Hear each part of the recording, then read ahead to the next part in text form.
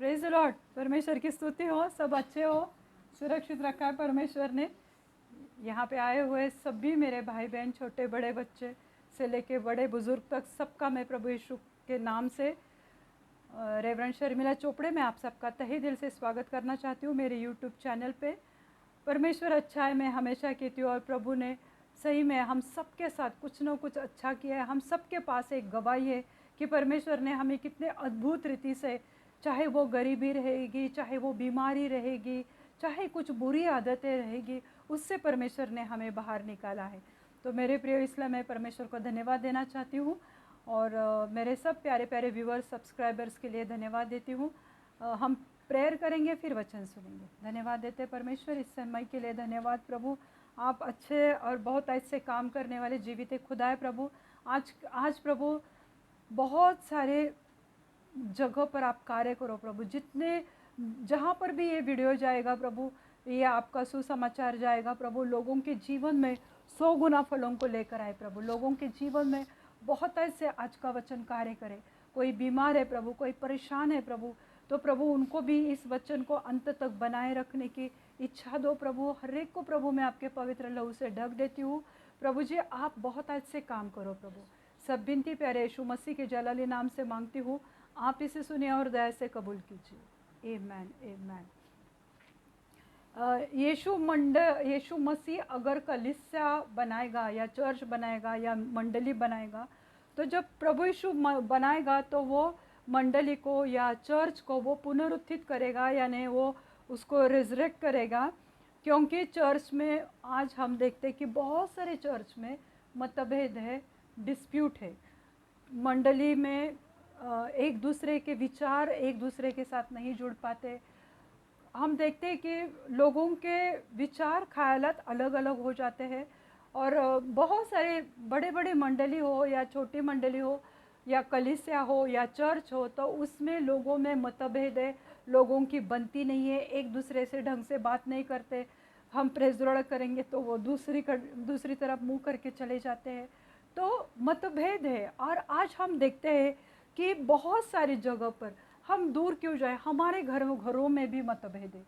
हमारे बच्चे हैं कि वो कभी हमारी बात नहीं सुनते, हमारे भाई बहन के बीच में मतभेद है, पति पत्नी के बीच में मतभेद है। फिर हम देखते हैं कि बच्चों में और पेरेंट्स माता पिता के बीच में भी डिस्प्यूट है, मतभेद है। तो आज हम देखते हैं कि बहुत सारी जगह पे एकता नहीं है या यूनिटी नहीं है।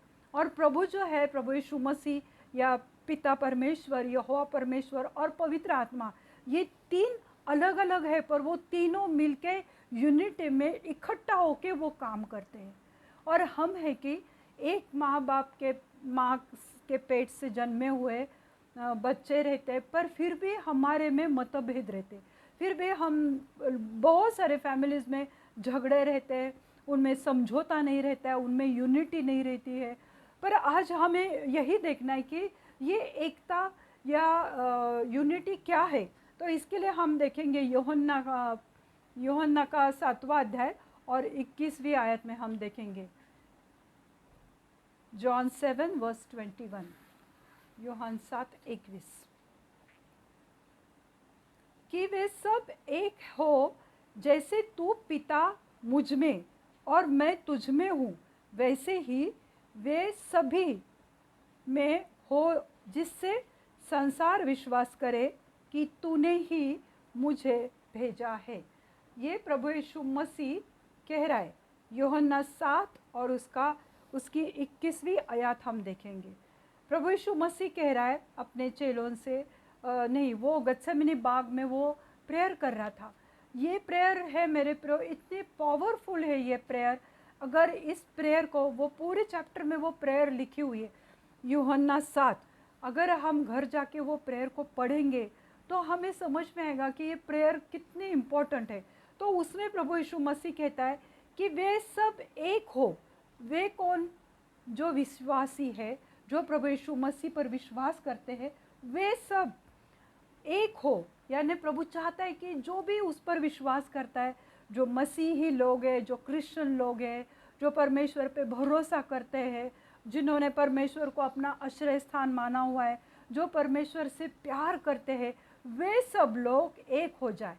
ना कि प्रभु ने कहा कि एक उधर जाए एक उधर जाओ। ऐसा प्रभु ने नहीं कहा है। वह कहता है कि वे सब एक हो जैसे तू पिता मुझ में है। तू पिता, कौन पिता? यहोवा परमेश्वर, प्रेज द लॉर्ड।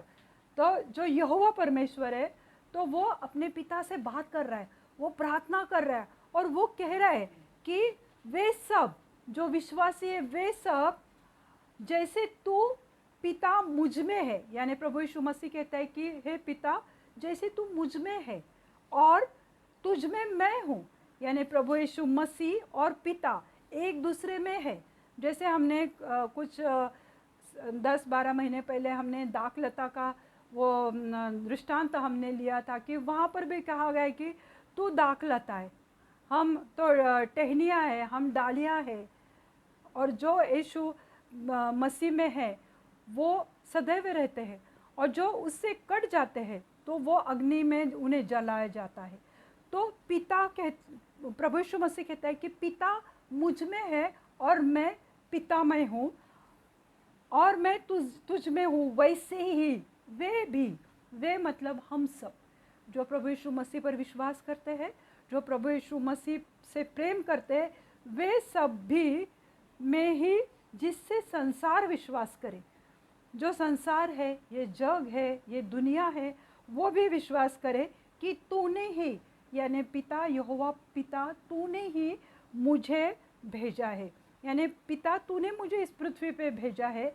ये सब पूरा संसार विश्वास करे, क्योंकि ये जो नए नियम की ये जो प्रार्थना थी, वो सूली पर जाने के पहले की प्रार्थना थी, यानी वो चाहता था कि लोग उस पर विश्वास करें, क्योंकि वो जो शास्त्री और फरीसी लोग थे वो तो कहते थे तू कौन है, तू अपने आप को खुदा मानता है, तू है कौन? तो वो कहता था मैं ऊपर से आया हूँ, मैं यहाँ धरती का नहीं हूँ। तो वो उसके ऊपर गुस्सा होते थे।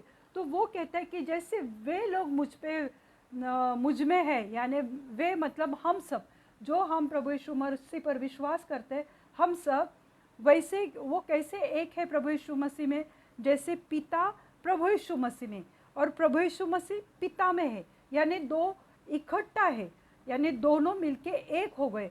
वैसे ही जो हम सब प्रभु यीशु मसीह पर विश्वास करते हैं, तो हम सब भी प्रभु यीशु मसीह में एक है, हम अलग अलग नहीं हैं। हम सब जो भी विश्वास करते हैं सब प्रभु यीशु मसीह के बच्चे हैं, अलग अलग नहीं है। पर आज हमने देखा कि बहुत सारे अलग अलग डिनोमिनेशंस से क्रिश्चियनिटी भरी हुई है, यानी मसीह लोग भी अपने आप को, कोई पेंटिकोस्ट कहता है, कोई बिलीवर्स कहता है, कोई कहता है कि मैं प्रोटेस्टेंट हूँ, कोई कहता है मैं रोमन कैथलिक हूँ, मैं एंग्लो इंडियन हूँ, मैं गोअन हूँ, यानी लोगों ने अलग अलग डिनोमिनेशंस बनाए हुए हैं। पर हमारा पिता एक ही है, हमारा परमेश्वर प्रभु यीशु मसीह एक ही है, और पवित्र आत्मा भी एक ही है, क्योंकि ये तीनों मिलकर एक है। और हम एक फैमिली में 3 लोग हैं, फिर भी 3 लोगों के मुंह 3 दिशा में चले जाते हैं। पर प्रभु चाहता है कि तुम एक रहो, क्योंकि जैसा प्रभु कहता है, जैसे मैं मेरे पिता में हूँ, जैसे मैं मुझ में पिता वास करता है, वैसे ही तुम मुझ में रहो, यानी यूनिटी, यानी एकता पर प्रभु यीशु मसीह विश्वास करता है। यूहन्ना 7:22 उसका अगला वचन हम देखते हैं, वह महिमा जो तूने मुझ में दी है मैंने उन्हें दी है।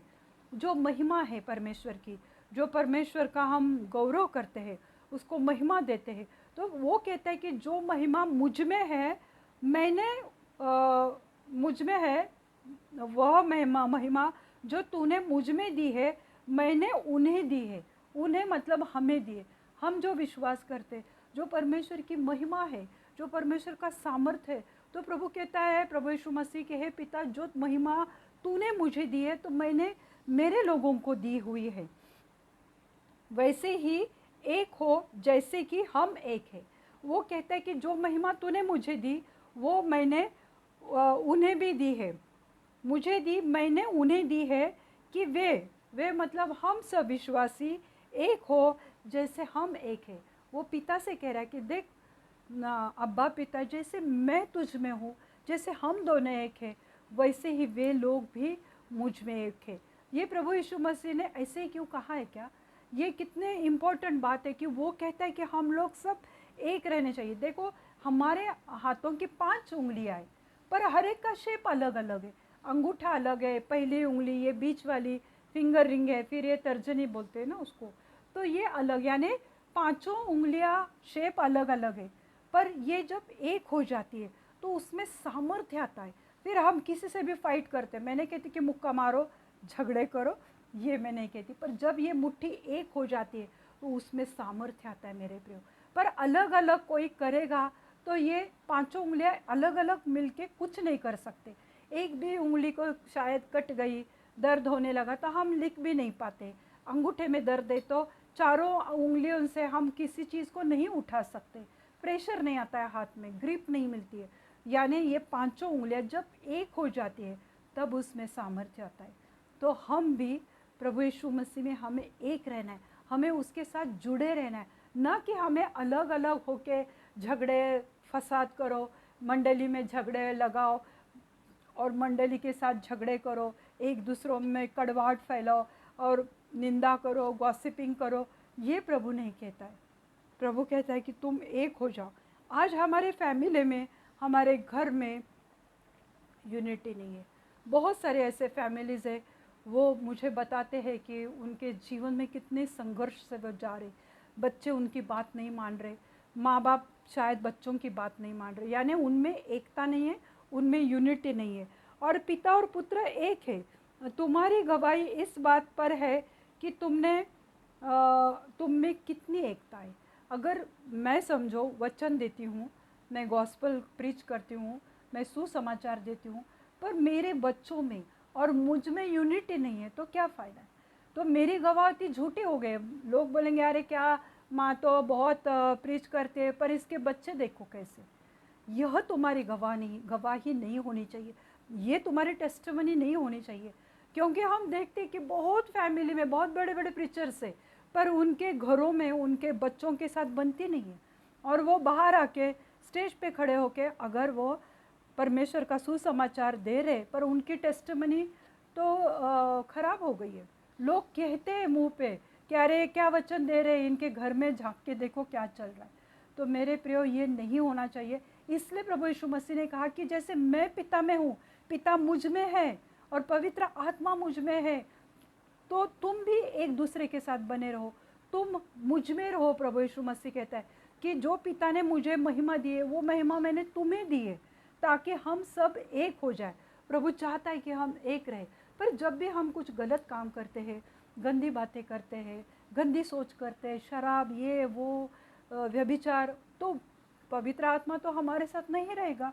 तो प्रभु यीशु मसीह हमारे अंदर कैसा रहेगा। वो चाहता है कि हम उसके साथ बने रहे। देखो बड़ी कलीसिया, बहुत बड़ा क्वायर, 20-25 के संख्यों में, कभी कोई कोई ऐसे बड़े बड़े चर्च है कि उनके बहुत बड़े स्टेज रहते और बहुत बड़ा क्वायर रहता है। ऐसे 3 लेयर में पूरा स्टेज भर के 100-150 के तो लोग सिर्फ क्वायर में रहते, तो वो रहता है। और कॉम्पिटिशन्स भी चलती है, बड़ी भजन मंडली होती है, पर उनमें एकता होना आवश्यक है। 100 लोगों का क्वायर है पर एक दूसरे से बनती नहीं। गाने गाते हैं, परमेश्वर के गीत गाते हैं, पर अगर उनका ध्यान, उनका मन परमेश्वर के गीतों में नहीं है और वो परमेश्वर से नहीं जुड़ पाते हैं, तो परमेश्वर की एकता वो क्वायर में नहीं है। फिर लॉर्ड का प्रेजेंस उनमें नहीं आता है। जब ये बातें होती है तब लॉर्ड का प्रेजेंस उनमें, वो स्टेज पर नहीं आता है। न चर्च के लोग प्रेज वर्शिप में कनेक्ट हो पाते। तो और बड़े बड़े चर्चेस में बहुत बड़े बड़े कॉम्पिटिशन्स रहती है। तो ये सब बातों से मंडली में एकता नहीं रहती है, न यूनिटी रहती है। पर प्रभु चाहता है कि हर एक मंडली में यूनिटी रहे और एकता रहे। अगर हम यहज़केल की किताब, उसका 37वां अध्याय और 1 से लेके 11वें वचन तक आज हम देखेंगे। ये तो बहुत सुंदर ये वचन यहज़केल को परमेश्वर ने ये दृष्टांत दिया था। और ये मैंने इसका एक एक वर्ड बहुत डिटेल में मैंने मेरे पुराने वीडियोस में आप जाकर देख सकते, मैंने इसके बारे में सिखाया हुआ है। पर आज मैं वो नहीं सिखाने वाली हूँ, मतलब पूरा डिटेल में नहीं सिखाने वाली हूँ, पर उसमें आज हम कुछ अलग और बड़ी बात देखने वाली। यहज़केल 37 उसका पहले आयत से लेके 11 आयत तक हम देखेंगे।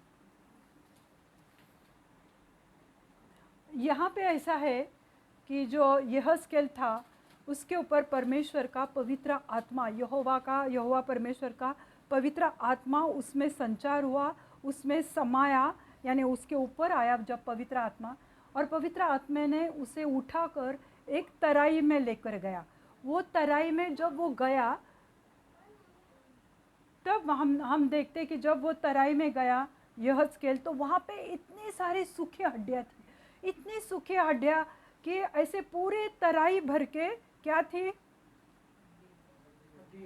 कैसी हड्डियाँ थी, सूखी हड्डियाँ थी पूरे, इसमें सूखी हड्डियाँ थी। Praise the Lord. है सब आप इधर सुन रहे? धन्यवाद। तो वहाँ पे पूरी सूखी हड्डियाँ थी और यहोवा परमेश्वर ने कहा कि यहज़केल तू ये सूखी हड्डियों को संदेश दे, इनको सुसमाचार दे। यहज़केल ने सोचा होगा कि परमेश्वर तो मुझे कह रहा है यहाँ पे सिर्फ बोन्स ही बोन्स है, सिर्फ हड्डी है, वो हड्डियों पे मांस भी नहीं था, सिर्फ ऐसी सूखी हड्डियाँ। और प्रभु तो कह रहा है कि उसके ऊपर संदेश दे, इनको सुसमाचार दे, इनको वचन दे। उसने कहा होगा कि क्या बाबा मैं क्या ये पागल जैसे इनको सुनाऊं, इसमें ये हड्डियों में जान नहीं, वो कैसे मेरी बात सुनेंगे। पर परमेश्वर ने कहा जब पवित्र आत्मा हमसे कुछ करने के लिए कहता है तो हमें करना चाहिए। और फिर यहज़केल ने उनके लिए सुसमाचार दिया, परमेश्वर का वचन वो बोलता गया। फिर परमेश्वर ने उसे कहा कि इन सूखी हड्डियों के ऊपर तू जब सुसमाचार देगा तो उस पर मांस आएगा। तो हम वो देखते हैं उसके कि ये आगे आने वाले समय के लिए ये एक प्रोफेसी यहज़केल ने दी थी। ये जो सूखी हड्डियाँ है उसके बारे में यहज़केल ने जो आगे आने वाला समय, यानी आज हम जिस समय में रह रहे उसके बारे में ये दृष्टांत है। एक्चुअली उस समय हुआ नहीं, पर आज होते हुए हम देख रहे। वो सूखी हड्डियाँ क्या है? वो सूखी हड्डियाँ यानी ये जो मंडली है, ये कलीसिया है, उनमें जो ड्राइनेस आया है, उनमें एक सूखापन आया है, उनमें परमेश्वर के साथ कुछ संगति नहीं है, उन्हें परमेश्वर से कुछ लगाव नहीं, वो परमेश्वर से प्यार नहीं करते और वो सूख गए। यानी बस चर्च जाना है, आना है, कुछ इंटरेस्ट नहीं। क्यों? क्योंकि मंडली में कुछ हो रहा है, लोगों को अच्छा नहीं लग रहा है, सब परिस्थिति बदल गई है। और वो ड्राई बोन्स जैसे थे वैसे आज उनका मसीह जीवन हो गया कि वो ड्राई हो गए, सूखे हो गए, उनमें परमेश्वर से कोई प्यार नहीं रहा। और ये परमेश्वर ने यहज़केल को उस समय बताया था कि ये आगे आने वाले समय के बारे में, यानी जो आज हो रहा है। आज हम देखते हैं कि बहुत सारी मंडली टूट रही है, वहाँ पे लोग नहीं जा रहे, वहाँ पे कोई यूनिटी नहीं है, उसी के बारे में बताया था। तो परमेश्वर का आत्मा जब यहज़केल पे आया तो परमेश्वर ने उसे कहा, फिर परमेश्वर ने कहा कि मैं अपनी सांस उनमें डालता हूँ और तू सांस के ऊपर संदेश दे, यानी हवा, यानी उसके ऊपर तू उन्हें संदेश दे। तो जो सांस दी, सांस यानी पवित्र जो बाइबल है उसका जो पवित्र वचन है वो सांस है। जब भी हम बाइबल खोलते हैं तो हम उसकी सांस लेते हैं परमेश्वर की, हमें वो वचन से हम ताज़ो तरह हो जाते। हम दुखी रहते, कभी बीमार रहते, पर जब हम वचन खोलते मेरे प्रियो, तो जैसे मानो हमने परमेश्वर को छुआ है, मानो हमने परमेश्वर की सांस अपने अंदर ली है। तो ये वचन जो है मेरे प्रियो, ये परमेश्वर की सांस है। तो यहज़केल को परमेश्वर ने कहा कि तू इनमें सांस के ऊपर बोल, और जैसे वो बोलने लगा तो वो जो सूखी हड्डियाँ थी तो उनमें मांस चढ़ने लगा, उनमें नसें जो नर्व्स रहती वो सूखी हड्डियों पे आने लगी और उनमें मांस आ गया। और वो सूखी हड्डियाँ जैसे भूमिकंप हो गया वहाँ पे, और जो सूखी हड्डियाँ इधर उधर पड़ी हुई थी, मानो किसी का पैर इधर तो किसी का हाथ उधर, और वो इतनी बड़ी मात्रा में सूखी हड्डियाँ थी उस तरह में कि वो अपने आप जुड़ने लगे। पैर उसके ऊपर कमर या सीना, फिर हाथ, फिर ऊपर का उनका मुंडी, वो सब बन गया और वो एक बड़ी सेना वहाँ पे तैयार हो गई। क्यों सेना तैयार हो गई? क्योंकि यह स्कूल को परमेश्वर ने बोला, ये सूखी हड्डियों के ऊपर तू वचन दे, उनको संदेश दे, उनको सुसमाचार दे। और सांस के ऊपर परमेश्वर ने उन्हें सुसमाचार देने के लिए, भविष्यवाणी करने के लिए परमेश्वर ने कहा था। और वो जो सब सूखी हड्डियाँ थी उसके ऊपर क्या क्या आया? मांस आया। और वो सब अपने पैरों पे खड़े हो गए। मतलब एक इंसान का पैर शायद कहीं ढेर में पड़ा हुआ होगा, वो सब अपने आप जुड़ने लगे। और इतने हड्डियों में जब जान आ गई परमेश्वर के वचन से, तो वो अपने पैरों पे खड़े हो गए। मेरे प्रियो, आज चर्च में क्या हो रहा है कि स्तुति आराधना में बहुत समय जाता है, उसके बाद टेस्टमनीज में इतने, अभी बड़े बड़े कलीसिया में मैंने देखा एक एक दो दो घंटा सिर्फ टेस्टमनीज ही चलती रहती, टेस्टमनीज टेस्टमनीज टेस्टमनीज। और उसके बाद जो समय बचता है वो 10-15 मिनट का वचन हो जाता है। यानी वचन को आज इम्पोर्टेंस नहीं दिया गया है।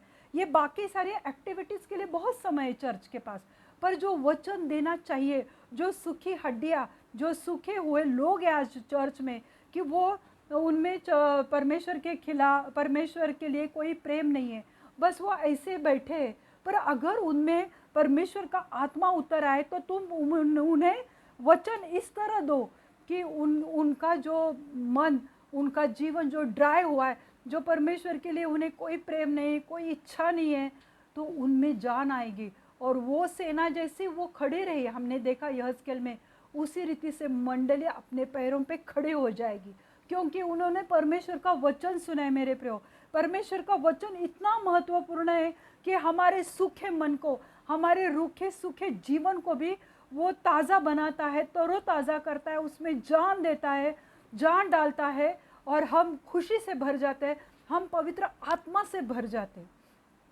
जो हमारा मन सूखा हुआ है। तो ये एक्चुअली दृष्टांत यहेजकेल को परमेश्वर ने दिखाया था कई साल पहले, 2000 साल पहले। और आज हम देखते हैं कि वही सब हो रहा है।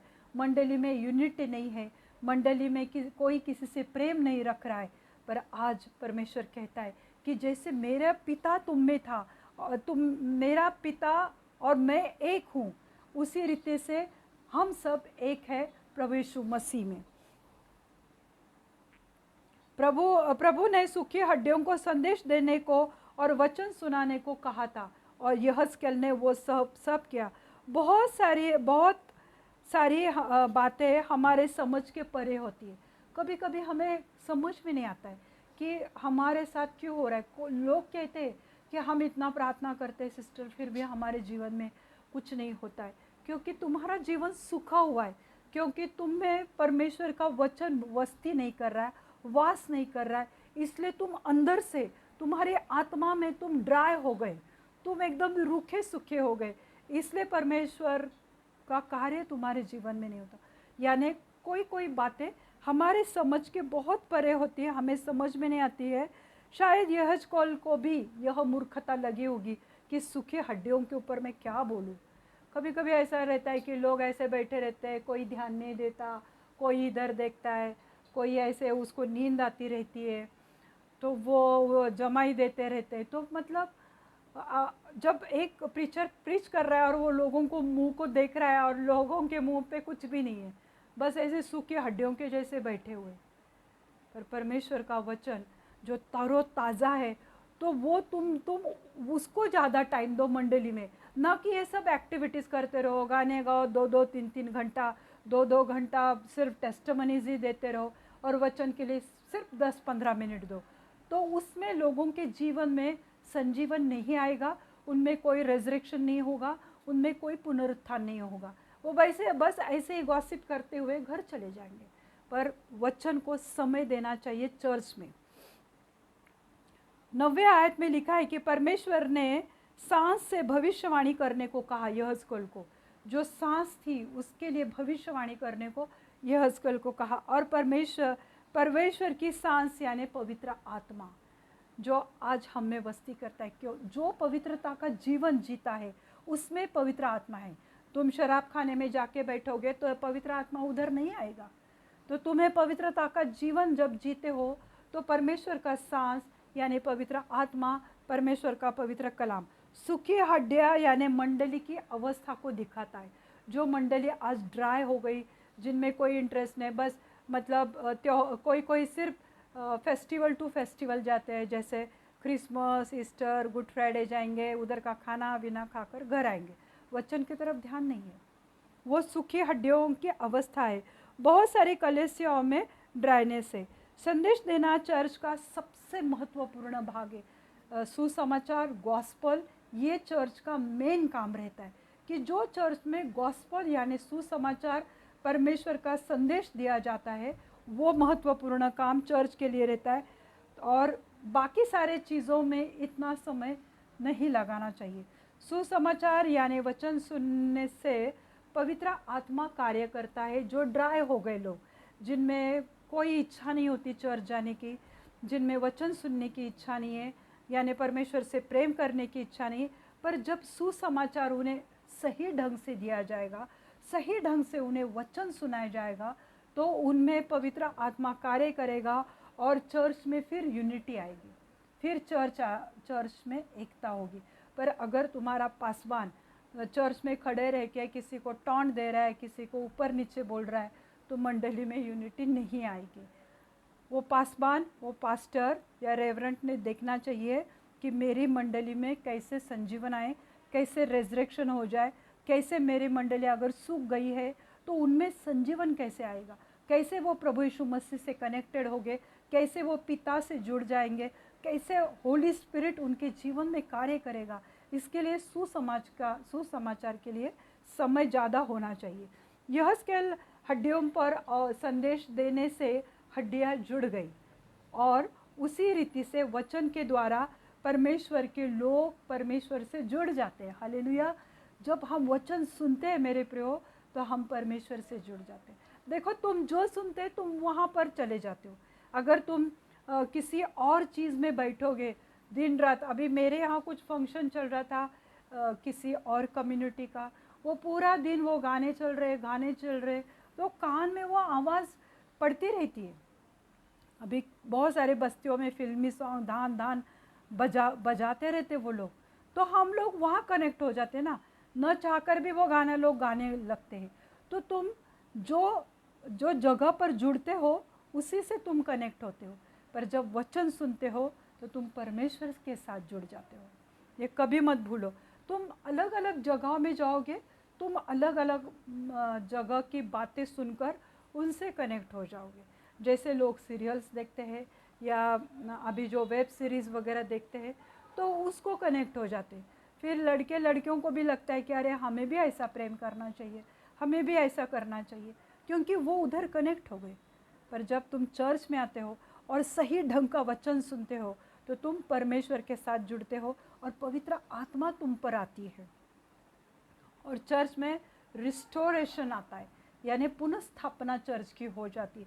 जो सूखी हड्डियाँ हो गई, जिस तरह से वो यहज़केल वो तराई में परमेश्वर ने उसे दिखाई थी, उस रीति से अगर हम ड्राई हो गए तो परमेश्वर हमें रिस्टोर करेगा।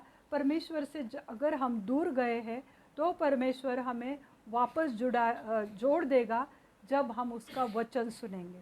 तो चर्च में कितने लोग आए यह इम्पोर्टेंट नहीं कि तुम्हारे चर्च में 100 लोगों की मंडली है या तुम्हारे चर्च के 2-5 हज़ार की मंडली है। कितने लोग हैं वो इम्पोर्टेंट नहीं है, पर वचन के द्वारा कितने लोगों पर कितने लोग पवित्र आत्मा से भर गए, ये देखने वाली बात है। ये महत्वपूर्ण बात है कि पवित्र आत्मा के द्वारा कितने लोग भर गए। बस आए, बस ऐसे ही बड़बड़ करके गए, लोगों को कुछ वचन समझ में नहीं आया, तो वचन सुनने का भी फ़ायदा नहीं होता है। अगर तुम बहुत स्ट्रॉन्ग वचन लोगों को देंगे तो कभी कभी उनको नहीं समझ में आता है। तो ये इम्पोर्टेंट नहीं है कि तुम्हारे कलीसिया में कितने लोग हैं, पर कितने लोग पवित्र आत्मा से भर गए वो बहुत इम्पोर्टेंट है। या कितने लोग पवित्र आत्मा से सजीव हो गए, जो सूखे हो गए वो कितने जीवित हो गए वापस, जैसे वो सूखी हड्डियाँ पूरी जीवित हो गई। सांस को और हड्डियों को सुसमाचार देना यानी प्रार्थना और मध्यस्थी, यानी प्रेयर एंड इंटरसेशन। जो सूखी हड्डियों के ऊपर जो सांस को और हड्डियों को जो सुसमाचार दिया गया था, वो क्या किसको दर्शाता है, वो क्या सिंबल है? प्रेयर एंड इंटरसेशन, यानी प्रार्थना और किसी के साथ मध्यस्थी करना। Give him more time. Prayer और किसी के लिए मध्यस्थी करना, इससे परमेश्वर की सुसमाचार से फ़ायदा हो जाता है।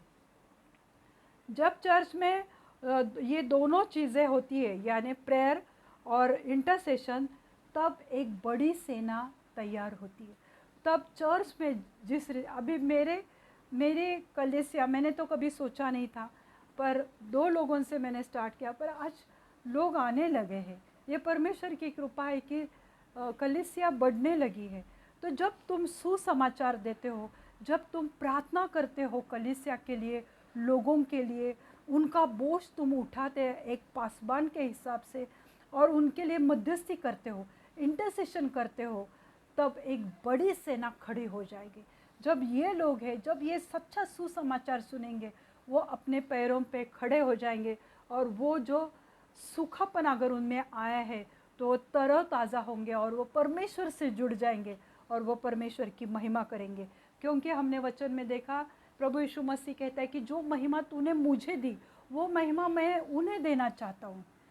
तो जो पासबान अपने मंडली के लिए प्रार्थना करता है, मध्यस्थी करता है, तो और सुसमाचार जब पूरी रीति से सुनाया जाता है, तो वो चर्च, वो कलीसिया, वो मंडली एक बड़ी सेना की जैसे खड़ी हो जाती। जैसे यहजकेल वो तराइयों में गया था, और उसने वो तराई में देखा था कि सब सूखी हड्डियाँ, जब उन्हें सुसमाचार दिया गया, जब उनमें सांस डाली गई, तो वो एक बड़ी सेना, इतनी बड़ी सेना अपने पैरों पे खड़ी हो गई थी। मेरे प्रियो, हालेलुया! ये कितना सुंदर और अद्भुत ये यहजकेल का वचन है। मैं हमेशा इस वचन से बेहद प्यार करती हूँ कि परमेश्वर ने कितना बड़ा उस जगह पे चमत्कार किया था। आज वही प्रभु यीशु मसीह हमारे जीवनों में चमत्कार करना चाहता है, हमारे घर में, हमारे फैमिली में, हमारे बच्चों के जीवन में, हमारे पति के जीवन में, हमारे पत्नी के जीवन में प्रभु यीशु मसीह कार्य करना चाहता है। वो बड़ी सेना तुम्हारे घर में खड़ी करना चाहता है, तुम्हारे घर को प्रभु यीशु मसीह के साथ जोड़ना चाहता है, तुम्हारे घर में यूनिटी, एकता लाना चाहता है परमेश्वर। शुभ संदेश यानी सुसमाचार की घोषणा। जब हम संदेश देते हैं, यानी प्रभु यीशु मसीह का गॉस्पल की हम घोषणा करते हैं या प्रोक्लेम करते हैं प्रभु यीशु मसीह के बारे में, तो ऐसे बड़े चमत्कार के लिए चर्च में, फैमिली में और घर में एकता होनी चाहिए। अगर आज तुम चाहते हो कि जो यहजकेल को दृष्टांत परमेश्वर ने दिया था, वो बड़ा चमत्कार आज हमने देखा, मैंने वो डिटेल में नहीं सिखाया, वो मैंने पहले सिखाया हुआ है, पर आज तुम चाहते हो कि जैसे तुम्हारा पति सूखा हुआ है, उसे बच्चों से प्रेम नहीं है, उसे फैमिली में प्रेम नहीं, वो अपने पत्नी से प्रेम नहीं करता है, तो तुम्हें वचन पे अड़े रहना है, खड़े रहना है, पवित्रता का जीवन जीना है, तो सब तुम्हारी फैमिली एकता में रहेगी, और प्रभु भी तुम सबको एक करना चाहता है। मैं विश्वास करती हूँ कि इस वचन के द्वारा आज प्रभु ने आपसे बात की है। आइए हम प्रार्थना करेंगे। धन्यवाद देते हैं परमेश्वर, इस समय के लिए मैं धन्यवाद देना चाहती हूँ प्यारे यीशु मसीह। प्रभु, आप हम सबको महिमा से भरने वाले परमेश्वर हो।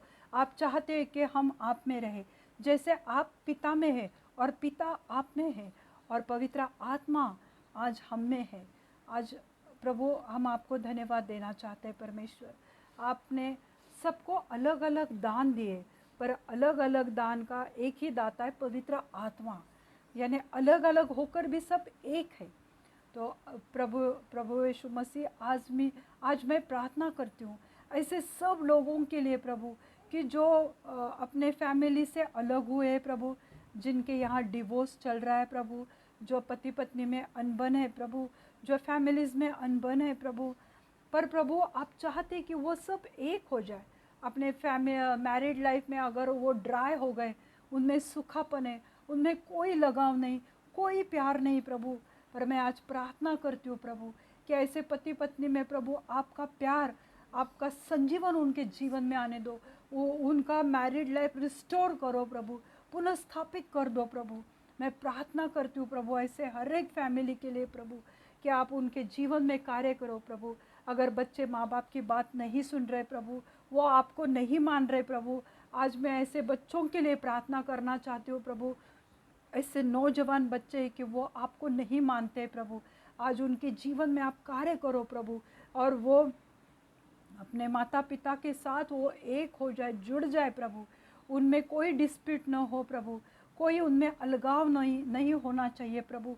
प्रार्थना करती हूँ कि उनको यूनिटी में लाओ प्रभु। प्रभु मैं धन्यवाद देती हूँ आपके इस पवित्र कलाम के लिए प्रभु, जो कलाम प्रभु, जो वचन आज आपने हमें दिया है प्रभु, उसके लिए मैं धन्यवाद देना चाहती हूँ प्रभु। धन्यवाद देती हूँ परमेश्वर कि आप जीवित खुदा है प्रभु, आप सच्चे परमेश्वर हो प्रभु, और आप सबके जीवन में कार्य करना चाहते हो प्रभु जी।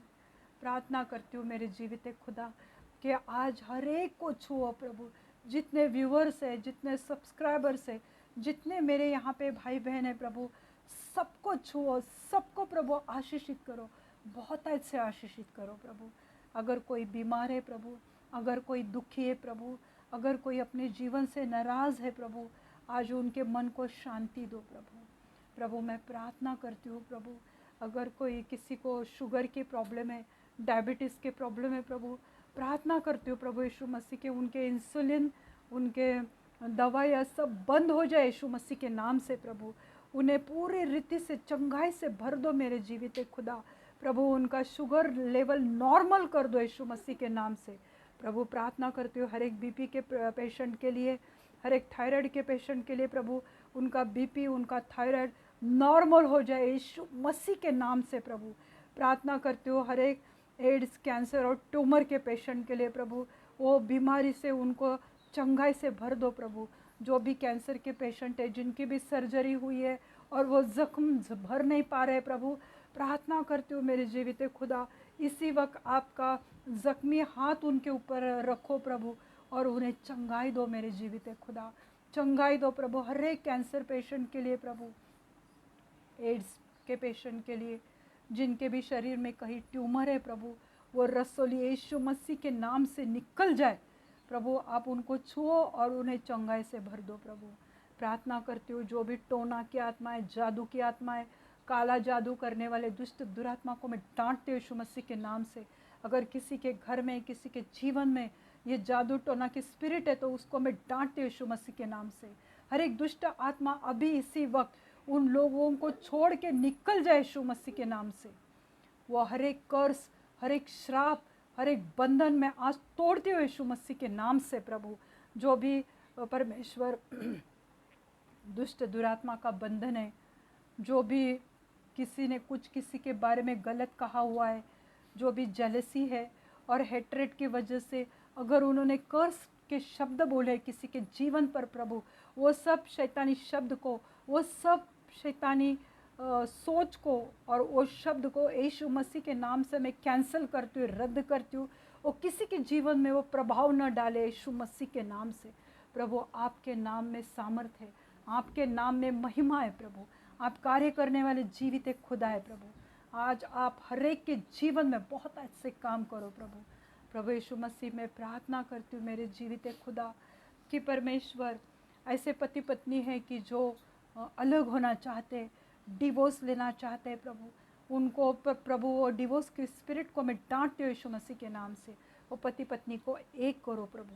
हर एक झगड़े की आत्मा को, गाली गलौज की आत्मा को यीशु मसीह के नाम से मैं डांटती हूँ। उनके मुंह से, उनके जीवन से, उनके मन से वो गंदी स्पिरिट निकल जाए यीशु मसीह के नाम से। हाँ प्रभु यीशु मसीह, आज मैं प्रार्थना करती हूँ प्रभु, जो भी हर्निया के पेशेंट है, जो भी पेट के दर्द है, जो भी पेट के बीमार है प्रभु, इंडाइजेशन की प्रॉब्लम है, हर एक पेट के प्रॉब्लम को यीशु मसीह के नाम से निकल जाए प्रभु। हर एक यूट्रस की प्रॉब्लम को मैं डांटती हूँ यीशु मसीह के नाम से प्रभु। मैं प्रार्थना करती हूँ परमेश्वर कि जिनके भी हार्मोन्स इनबैलेंस हो रहे प्रभु, उसकी वजह से अगर कोई बीमारी उनके शरीर में पनप रही है प्रभु, वो सब बीमारियों को मैं डांटती हूँ यीशु मसीह के नाम से प्रभु। वो हार्मोन्स नॉर्मल हो जाए यीशु मसीह के नाम से। आप चंगाई देने वाले परमेश्वर प्रभु, आपके कोड़े खाने से हमें चंगाई मिली है प्रभु। प्रभु हम वो यशायाह 53 और 5 कलाम प्रभु हम बोलते हैं कि आपके कोड़े खाने से हम चंगे हो चुके हैं प्रभु। प्रभु हर एक को चंगाई से भर दो प्रभु। प्रार्थना करती हूँ परमेश्वर एथराइटिस के पेशेंट के लिए प्रभु, जिनके भी हड्डियों में कमज़ोरी है, जॉइंट पेन है प्रभु, वो हर एक जॉइंट्स को प्रभु आपका पवित्र लहू लगाती हो प्रभु। उनके घुटने के दर्द, उनको शोल्डर के दर्द, टेनिस एल्बो, स्पॉन्डिलाइटिस, कमर का दर्द, एडी के दर्द को मैं डांटती हूँ यीशु मसीह के नाम से। हर एक यूरिक एसिड जो बढ़ता है उसकी वजह से जिनको भी एथराइटिस की प्रॉब्लम है, यूरिक एसिड के बढ़ने के फंक्शन को मैं डांटती हूँ यीशु मसीह के नाम से, वो नॉर्मल हो जाए यीशु मसीह के नाम से प्रभु। मैं प्रार्थना करती हूँ हर एक हार्ट पेशेंट के लिए प्रभु, जिनके भी हार्ट में ब्लॉकेजेस है प्रभु, जिनको भी काफ़ी दम लगता है प्रभु, उनको भी चंगाई दो प्रभु, उनके वो ब्लॉकेजेस निकल जाए यीशु मसीह के नाम से। हर एक अस्थमा के पेशेंट को मैं यीशु मसीह के पवित्र लहू से ढक देती हूँ प्रभु, उनके सांस लेने की तकलीफ यीशु मसीह के नाम से कम हो जाए प्रभु। हर एक को प्रभु छुओ प्रभु, हर एक को प्रभु आपके पवित्र लहू से उन्हें मैं ढक देती हूँ प्रभु, ताकि आप उनके शरीर में, उनके जीवन में, उनके मन में चंगाई लाओ प्रभु। जिनके शरीर भी सूख गए प्रभु, जो शरीर में ताकत नहीं प्रभु, पैरालिसिस की वजह से कोई अगर बेड पे पड़ा हुआ है, उनकी हड्डियाँ सूखी हुई है प्रभु, आज ऐसे पेशेंट के लिए प्रभु मैं मध्यस्थी करती हूँ मेरे जीवित खुदा, कि उनके जीवन में आपका संजीवन आने दो प्रभु, उनके मरे हुए शरीर में आपकी जान आने दो प्रभु, आपकी सांस उनमें डालो प्रभु, ताकि वो उनके जो मरे हुए अंग है प्रभु उनमें ताकत आ जाए और वो बहुत अच्छे काम करने पाए प्रभु। आप कार्य करने वाले महान परमेश्वर हो प्रभु, जो भी ब्रेन ट्यूमर की वजह से जिनको भी प्रॉब्लम है प्रभु, वो सब ब्रेन ट्यूमर वो पिघल जाए यीशु मसीह के नाम से प्रभु। आप कार्य करने वाले महान परमेश्वर हो प्रभु। प्रभु मैं प्रार्थना करती हूँ कर्जे की आत्मा के लिए, जिनके भी घरों में कर्जे है प्रभु, उसकी वजह से वो लोग परेशान है प्रभु, दुखी है प्रभु, उनके घर से वो कर्जे निकल जाए यीशु मसीह के नाम से प्रभु। मैं प्रार्थना करती हूँ प्रभु, प्रार्थना करती हूँ जो भी गरीबी की आत्मा है उसको मैं डांटती हूँ यीशु मसीह के नाम से प्रभु। जिनके भी घरों में पैसे रहते नहीं प्रभु, उनके जीवन में आप कार्य करो प्रभु, और उन सब को प्रभु आशीषित करो प्रभु। धन्यवाद देना चाहती हूँ प्रभु आपके नाम को। प्रभु हर एक नौजवान बच्चों को आपके हाथ में देते हो, बुरी आदतें, बुरी संगति से उन्हें छुटकारा दो प्रभु। हर एक शराब, गाली गलौज, गुटखा, तंबाकू जैसे गंदे व्यसन से उन्हें मुक्त कर दो, आज़ाद कर दो प्रभु। प्रभु हर एक को प्रभु आपके पवित्र हाथ में देती हूँ। जो भी एडल्ट्री की स्पिरिट है प्रभु, उसको भी मैं डांटती हूँ यीशु मसीह के नाम से प्रभु। प्रार्थना करती हूँ हर एक नौजवान के लिए कि जो भी अपने जीवन में अपने लिए एक अच्छा लाइफ पार्टनर सोच रहे प्रभु, उन्हें अच्छे लाइफ पार्टनर से आशीषित करो प्रभु। धन्यवाद देना चाहती हूँ प्रभु। आगे का समय प्रभु यीशु मसीह मैं आपके पवित्र हाथ में देती हूँ। सब विनती प्यारे यीशु मसीह के जलाली नाम से मांगती हूँ, आप इसे सुनिए और दया से कबूल कीजिए। आमीन आमीन। पिता, पुत्र और पवित्र आत्मा की शांति आप सब पर अभी से लेके अंत तक बनी रहे प्रभु। अपना मुख प्रकाश आप पे उंडेले प्रभु यीशु मसीह, हर एक चीज़ों से आपको भरे और अपनी पवित्र शांति से आपको भरे। आमीन। अगर आप इस वचन से आशीषित हुए तो आप मुझे बता सकते हैं। आपने अपना समय दिया, इस वचन को देखा, इसलिए आपको धन्यवाद देना चाहती हूँ। God bless you all.